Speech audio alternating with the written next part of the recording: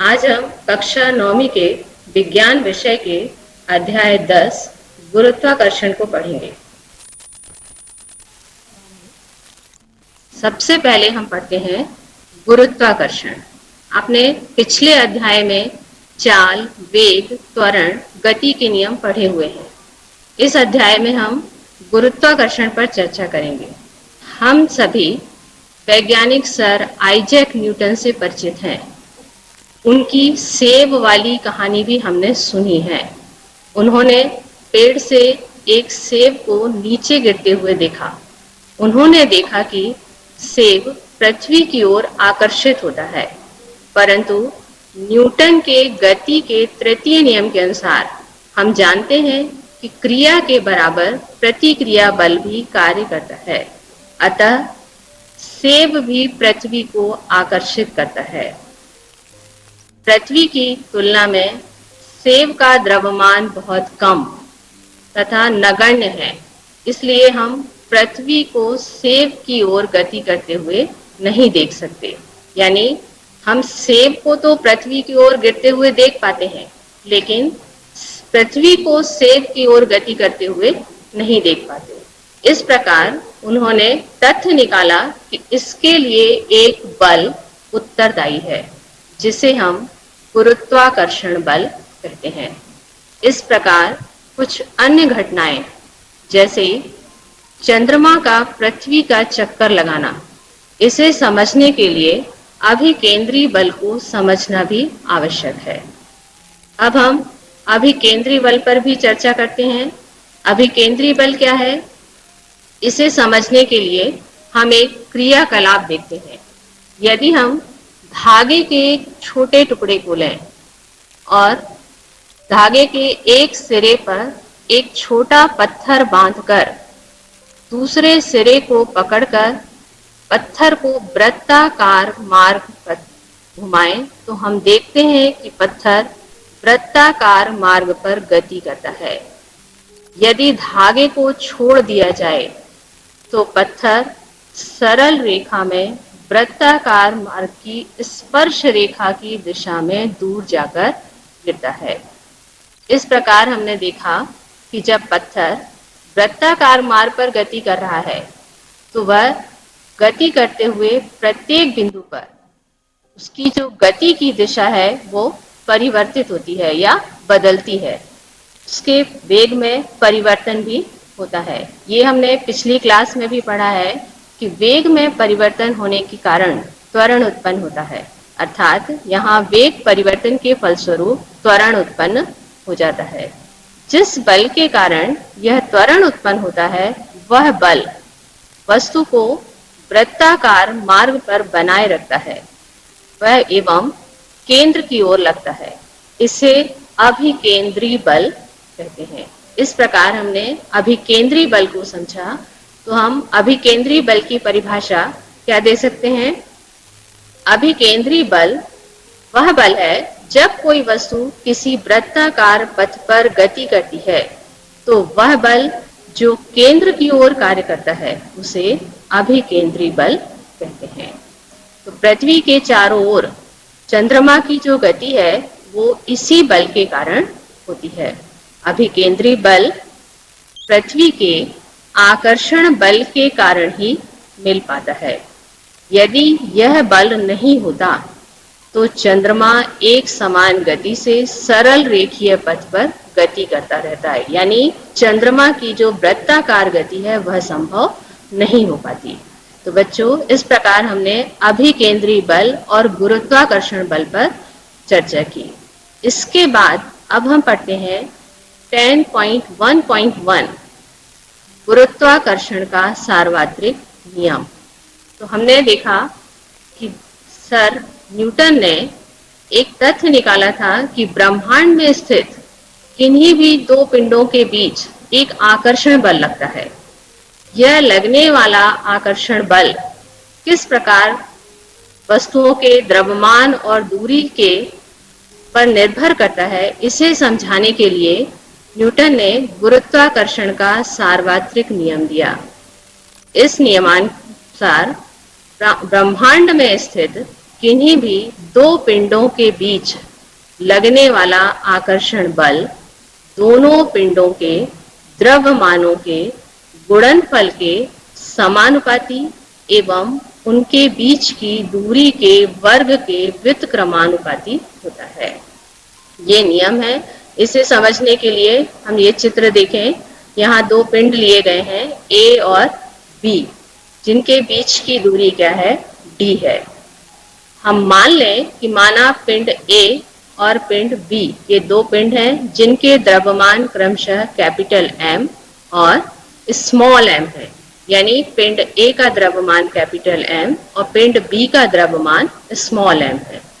दोनों पिंड एक दूसरे से डी दूरी पर स्थित हैं। दोनों पिंड के बीच लगने वाला आकर्षण बल F है। तो नियमानुसार हम देखें कि लगने वाला बल दोनों पिंडों के द्रव्यमानों के गुणनफल के समानुपाती होता है। अतः यहाँ लगने वाला बल F समानुपाती होगा m इंटू एम के। इसी प्रकार लगने वाला बल दोनों पिंडों के बीच की दूरी के वर्ग के व्युत्क्रमानुपाती होता है, अर्थात F समानुपाती 1/d²। यदि इन दोनों समीकरण को मिलाकर लिखा जाए तो ये आएगा F समानुपाती m इंटू m/d²। अब ये हमको मालूम है कि समानुपात का चिन्ह हटाकर यदि हम बराबर का चिन्ह लगाते हैं तो यहाँ एक कांस्टेंट आता है।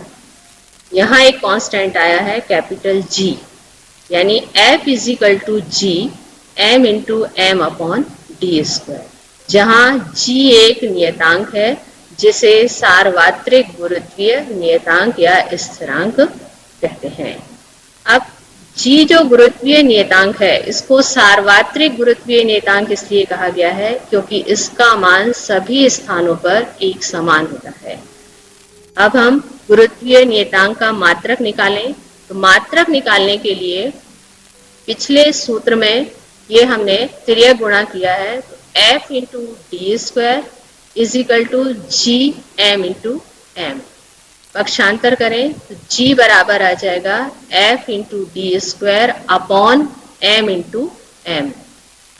अतः G का SI मात्रक क्या हो जाएगा, यहाँ हम देखें F बल है, बल का SI मात्रक न्यूटन, T दूरी है, दूरी का SI मात्रक मीटर, तो यहाँ दूरी का वर्ग है इसलिए हो गया मीटर स्क्वायर, और M कैपिटल M ये है द्रव्यमान, पृथ्वी का एक पिंड का द्रव्यमान, इसका मात्रक किलोग्राम, M दूसरे पिंड का द्रव्यमान, इसका मात्रक भी किलोग्राम, तो ये हो गया किलोग्राम स्क्वायर।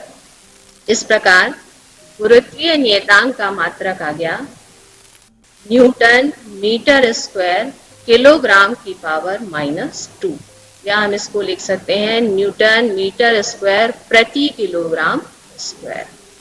इसका आंकिक मान 6.673 इंटू 10 की power -11 newton metre square kilogram की पावर -2 होता है।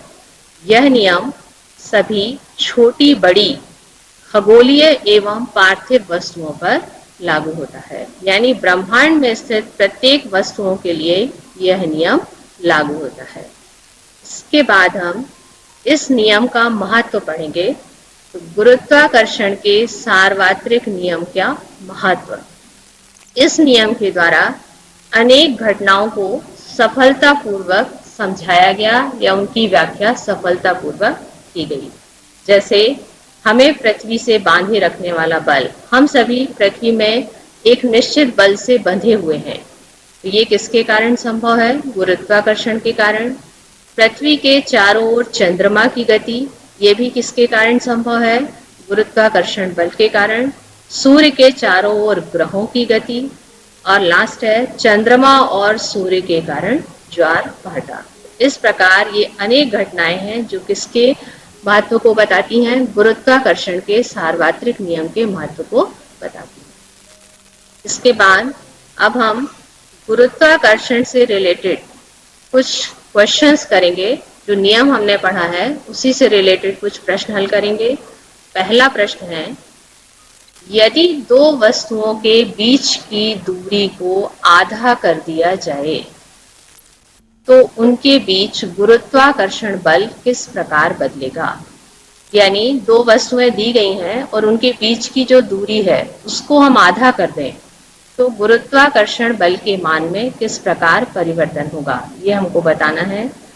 तो हम जानते हैं न्यूटन के गुरुत्वाकर्षण के नियमानुसार दो वस्तुओं के बीच लगने वाला बल उनके बीच की दूरी के वर्ग के व्युत्क्रमानुपाती होता है। यदि गुरुत्वाकर्षण बल F है तथा दोनों के बीच की दूरी d है तो नियम के अनुसार F समानुपाती 1/d², यह है समीकरण 1। अब प्रश्न के अनुसार दोनों पिंड के बीच की दूरी को आधा कर दिया जाए, यानी दूरी क्या कर दी गई है d/2। दूरी को d/2 करने पर मान लें हम कि दूरी आधी करने पर गुरुत्वाकर्षण बल क्या हो जाता है F1। तो F1 नियमानुसार F1 समानुपाती 1/d/2 का स्क्वायर। अब यहाँ दूरी d ना होकर क्या होगी d/2, d/2 का होल स्क्वायर। इसको सॉल्व करें तो F समानुपाती 1/d² और 2 का स्क्वायर होगा तो 4। ऊपर 4 ऊपर जाएगा तो F1 = 4/d², समीकरण 2। समीकरण 1 और 2 से यदि हम तुलना करें दोनों समीकरण की, F/F1 = F की वैल्यू है 1/d², F1 की वैल्यू है 4/d²। इस पद को गुणा में ले जाएंगे, गुणा के रूप में, तो पद पलट जाएगा 1/d² इंटू d²/4। d² से d² कैंसिल हो जाएगा। F/F1 = 1/4। अतः F और F1 का अनुपात कितना है 1/4। अतः दोनों पिंडों के बीच की दूरी को आधा करने पर गुरुत्वाकर्षण बल घटकर 1/4 हो जाएगा। यानी दूरी को यदि हम आधा करते हैं तो बल का मान घटकर कितना हो जाता है 1/4 हो जाता है। इसके बाद प्रश्न क्रमांक 2, दो वस्तुओं के बीच लगने वाला गुरुत्वाकर्षण बल का मान क्या होगा यदि एक वस्तु का द्रव्यमान 2 गुना कर दिया जाए। अब यहाँ द्रव्यमान को क्या कर दिया गया है 2 गुना, एक वस्तु के द्रव्यमान को 2 गुना कर दिया जाए। तो नियमानुसार हमको पता है गुरुत्वाकर्षण के नियमानुसार दो पिंडों के बीच लगने वाला बल दोनों पिंडों के द्रव्यमानों के गुणनफल के समानुपाती होता है। अतः F समानुपाती m/m। तो प्रश्न के अनुसार क्या है, यदि एक वस्तु का द्रव्यमान 2 गुना कर दिया जाए तो यदि हम m के स्थान पर क्या लें 2m, यानी m = 2m, यहाँ आ जाएगा F समानुपाती m/2m। F समानुपाती 2 का गुणा हो जाएगा 2m/m। तो लगने वाला बल इस पहले वाले बल, ये पहले वाला जो बल था इसकी तुलना में क्या हो गया 2 गुना हो गया। अतः द्रव्यमान को दुगना करने पर बल का मान भी 2 गुना हो जाता है। इसके बाद प्रश्न क्रमांक 3 में पृथ्वी का द्रव्यमान 6 × 10⁻24 किलोग्राम तथा चंद्रमा का द्रव्यमान 7.4 × 10⁻22 किलोग्राम। यदि पृथ्वी तथा चंद्रमा के बीच की दूरी 3.84 × 10⁵ किलोमीटर है तो पृथ्वी द्वारा चंद्रमा पर लगाए गए बल का परिकलन कीजिए। जहां G की वैल्यू दी गई है, G = गुरुत्वीय नियतांक G = 6.7 × 10⁻11 newton metre square kilogram की पावर -2। इसको सॉल्व करते हैं। दिया गया है क्वेश्चन में पृथ्वी का द्रव्यमान, पृथ्वी के द्रव्यमान को हम मान लें कैपिटल M, तो capital M is equal to 6 into 10⁻24 kilogram. चंद्रमा का द्रव्यमान मान लें small m is equal to 7.4 into 10⁻22 kilogram. पृथ्वी और चंद्रमा के बीच की दूरी d is equal to 3.84 into 10⁵ kilometre. अब यहाँ देखिए द्रव्यमान किलोग्राम में दिया गया है, लेकिन जो दूरी दी गई है वो किलोमीटर में दी गई है। ये बड़े मात्रक में दी गई है, तो इसको हमें मीटर में चेंज करनी है। मीटर में चेंज करने के लिए हम क्या करेंगे, 1000 से मल्टीप्लाई करेंगे। d is equal to 3.84 into 10⁵ into 1000 metre. ये किस में कन्वर्ट हो गई, मीटर में। 3.84 इंटू 10⁸, 5 ये है और 3 ये है, यानी क्या आ गया 10⁸ मीटर।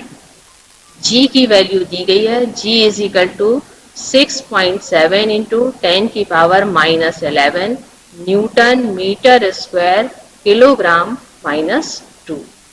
इसका मान सूत्र में रखें, ये सूत्र हमने पढ़ा है F बराबर G m into M upon D square. G की वैल्यू है 6.7 into 10⁻11 newton metre square kilogram -2। Capital M की वैल्यू है 6 इंटू 10⁻24 किलोग्राम। M की वैल्यू है 7.4 इंटू 10⁻22 किलोग्राम और D की वैल्यू है 3.84 इंटू 10⁸ मीटर इसका स्क्वायर। इसको सॉल्व करें तो सबसे पहले हम यहाँ देखें मीटर स्क्वायर पर है और मीटर स्क्वायर इसका वर्ग होने पर यहाँ होगा मीटर स्क्वायर। तो मीटर स्क्वायर से मीटर स्क्वायर कैंसिल हो जाएगा।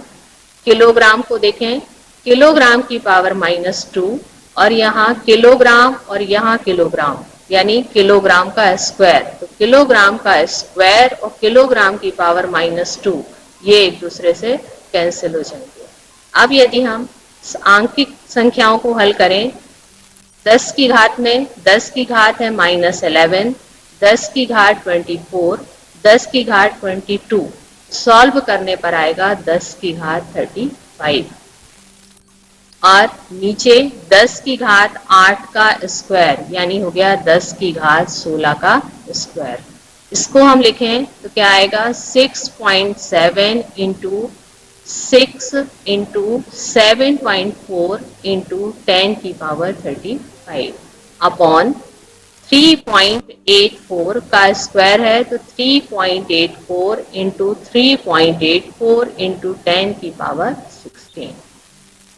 इसको सॉल्व करें तो ये आ गया 297.48 इंटू 10⁵35 अपॉन 14.74 इंटू 10⁻16।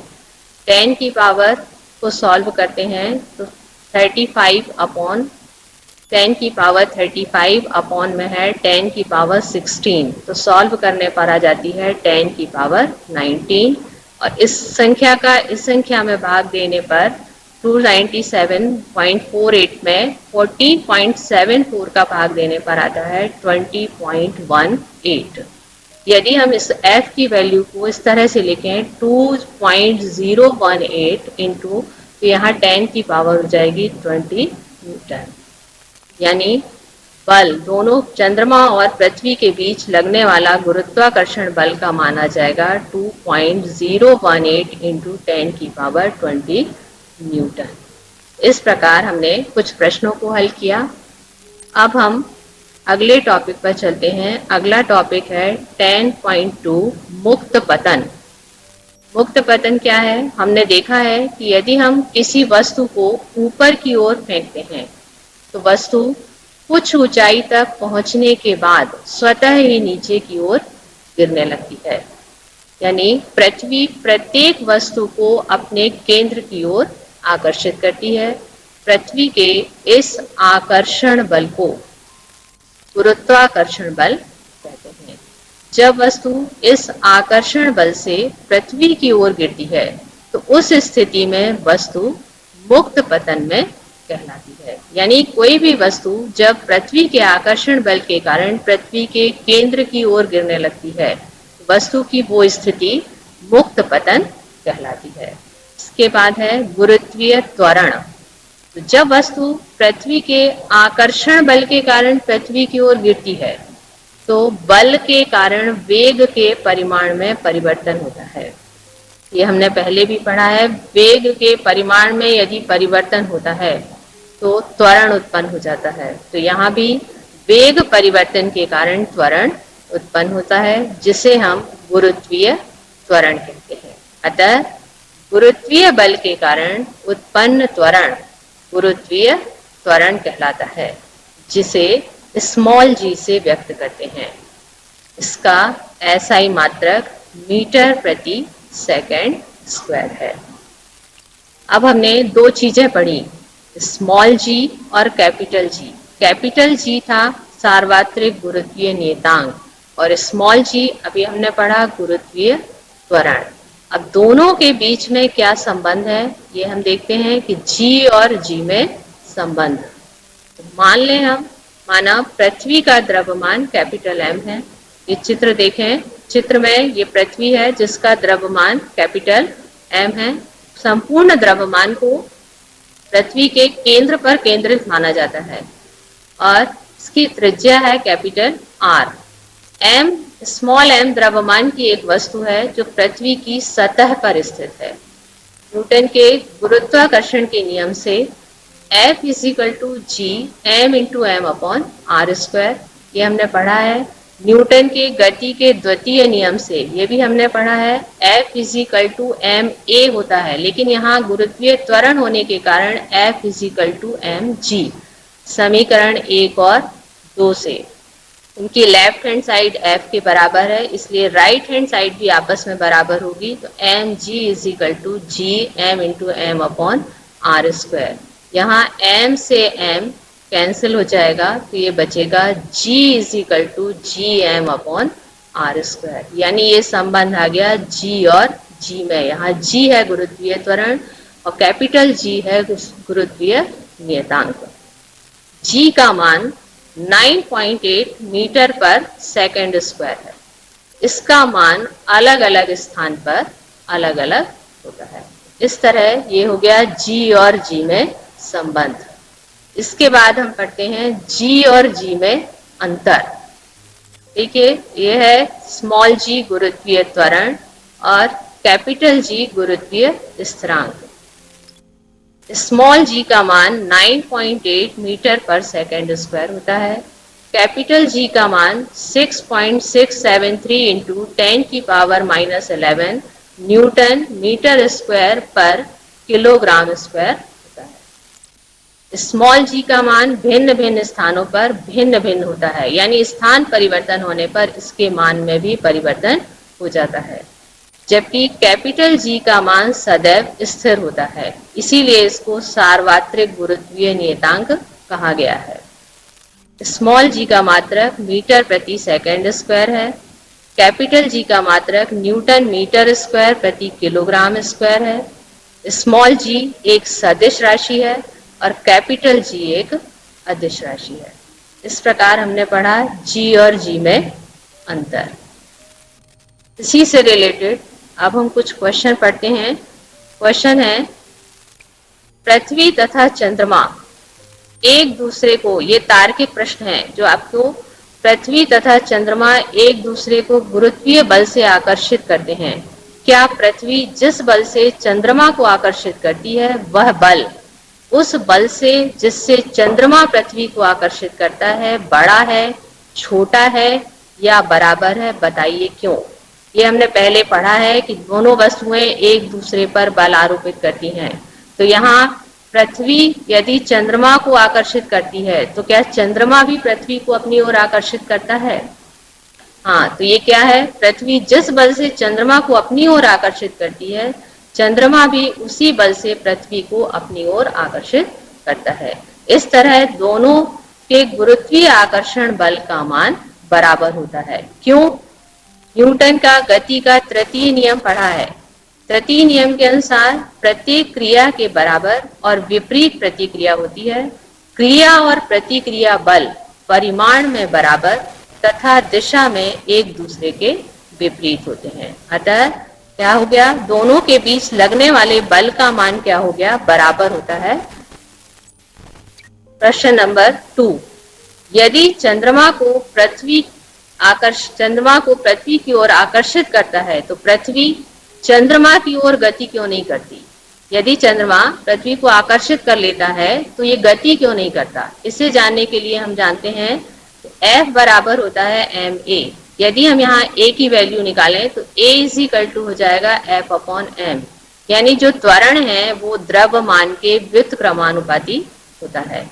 तो जब चंद्रमा द्वारा पृथ्वी को आकर्षित किया जाता है तो चंद्रमा के आकर्षण के कारण जो त्वरण उत्पन्न होता है वो त्वरण पृथ्वी के विशाल द्रव्यमान की तुलना में नगण्य होता है। यानी पृथ्वी का द्रव्यमान इतना अधिक है जो उत्पन्न त्वरण की तुलना में बहुत अधिक होने के कारण त्वरण नगण्य हो जाता है। इसी नगण्य त्वरण के कारण हम पृथ्वी की चंद्रमा की ओर जो गति है उसका अनुभव नहीं कर पाते।